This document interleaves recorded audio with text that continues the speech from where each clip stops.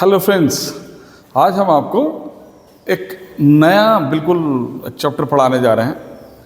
इसको आप एंजॉय करें। यह टॉपिक का नाम है चाहे। अब आप कहेंगे कि ये चाहे क्या होता है, कुछ कन्फ्यूजन?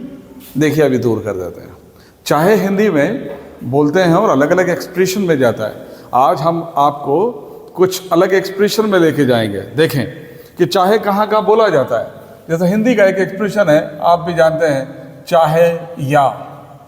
इस चाहे या में किसी उलझन के बारे में बताते हैं जिसके बारे में मुझे नहीं पता, तो मैंने हमेशा एक एक्सप्रेशन हम यहाँ पर एक फ्रेज यूज़ करेंगे, वेदर और। अगर मैं कहूँ कि चाहे तुम बिलीव करो या ना करो, वेदर यू बिलीव और नॉट। चाहे तुम लाइक करो या ना करो, weather you like it or not. हम लोग ये देखिए, मैं आपको कुछ एग्जाम्पल्स भी देता हूँ। Weather you like it or not, चाहे तुम पसंद करो या ना करो, तुम्हें करना तो पड़ेगा। तो whether you like it or not, but you will have to do it. Whether you listen to me or not, चाहे तुम मुझे सुनो ना सुनो, लेकिन तुम्हें मैं बोलूँगा ज़रूर। अगर मैं यहाँ पर कुछ इस तरह से भी यूज़ कर सकता हूँ कि आई डोंट नो, मुझे नहीं पता, वेदर यू आर हैप्पी और नॉट, मुझे नहीं पता कि तुम खुश हो या नहीं। देखिए, मुझे थोड़ा कन्फ्यूजन है कि तुम खुश हो या नहीं, मुझे नहीं पता। I don't know whether you happy और not, I don't know whether he will come और नॉट, मुझे नहीं पता कि वो आएगा कि नहीं आएगा। यहाँ पर दैट नहीं लगेगा, यहाँ पर वेदर का यूज़ होगा। नहीं तो नॉर्मली ऐसा होता है कि को हम दैट बोल देते हैं, लेकिन यहाँ पर ऐसा नहीं होगा। दूसरा, अगर हम चाहे को एक अलग एक्सप्रेशन में पढ़ें, देखिए, चाहे यहाँ पर किसी चुनाव की बात की जा रही है। अगर मैं कहूँ यहाँ पर दो चीज़ें हैं और मैं चुनाव करता हूँ, तो यहाँ पर कुछ इस तरह से हम यूज़ कर सकते हैं, बी इट और। देखिए, मैं उसके कुछ एग्जाम्पल भी दे देता हूँ आपको।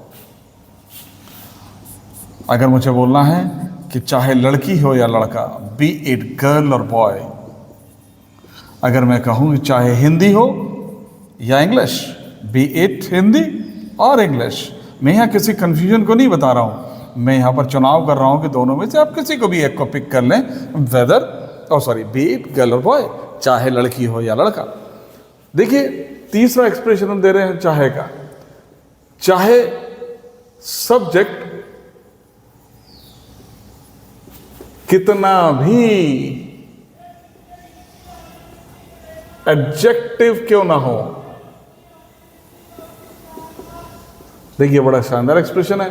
हम यहां पर यूज करेंगे इस चाहे को, नो मैटर, क्योंकि यहां पर हम थोड़ा सा महत्वहीन बता रहे हैं किसी बात को कि नो मैटर हाउ सो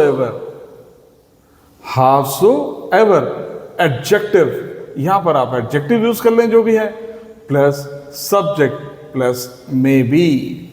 आप यहां पर इज एम आर भी यूज कर सकते हैं, आप मे भी लगा सकते हैं, जो आपको अच्छा लगता है। अगर मुझे बोलना है कि no matter how so ever rich you may be, चाहे तुम कितने भी अमीर क्यों ना हो जाओ, no matter how so ever rich you may be. देखिए, इस वर्ड को बदल दें आप चाहें तो। अगर आपको कहना है कि चाहे आप कितने भी स्मार्ट क्यों ना हो, no matter how so ever smart you may be. अगर मैं कहूँ कि चाहे तुम कितने भी इंटेलिजेंट क्यों ना हो, no matter how so ever intelligent you may be, but you can not solve this problem. Is it clear? तो यहाँ पर हमने कहा, देखिए, no matter how so ever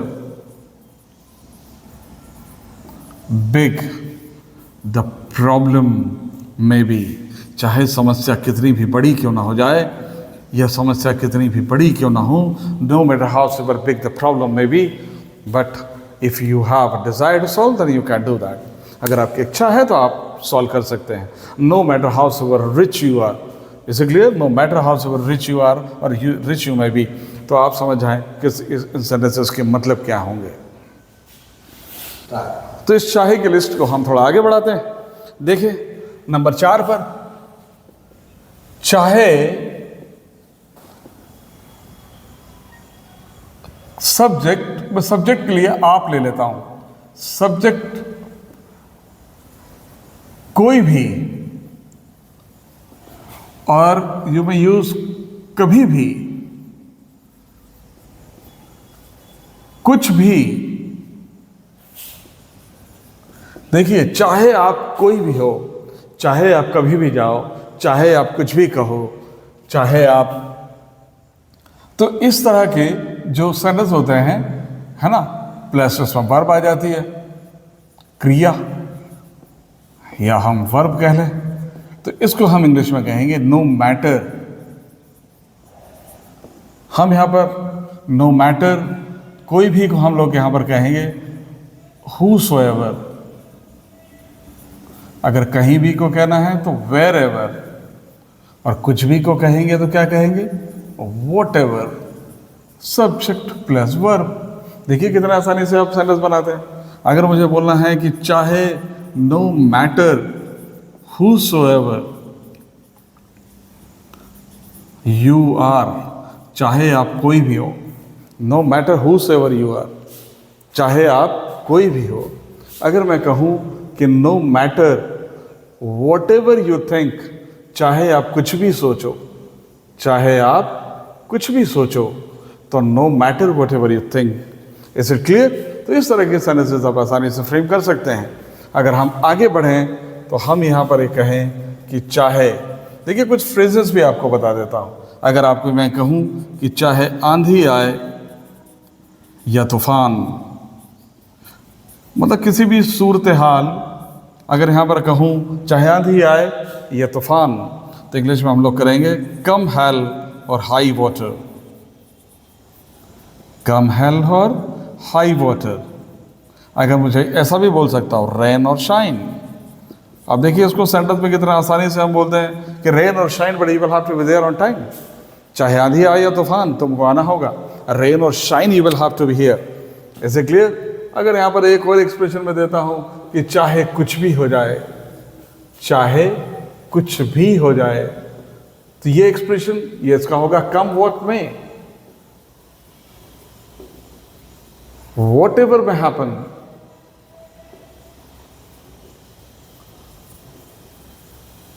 अगर हम उसको ऐसा कहें कि come what may you will have to come, चाहे जो हो जाए, चाहे जो कुछ भी हो जाए, आपको आना तो पड़ेगा कम व्हाट में।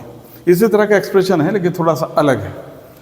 अगर मुझे बोलना है कि चाहे कोई भी कारण रहा हो, चाहे कोई भी कारण रहा हो, इंग्लिश में यहां पर कहेंगे whatever be the reason. Whatever be the reason, चाहे जो भी कारण रहा हो, whatever be the reason.